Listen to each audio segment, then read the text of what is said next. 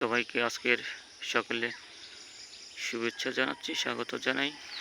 যে যেখান থেকে আজকের সকালটি দেখছেন, আপনাদের সকলের প্রতি রইল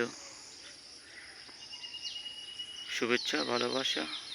কি প্রাকৃতিক দৃশ্য, প্রাকৃতিক মনোরম পরিবেশ,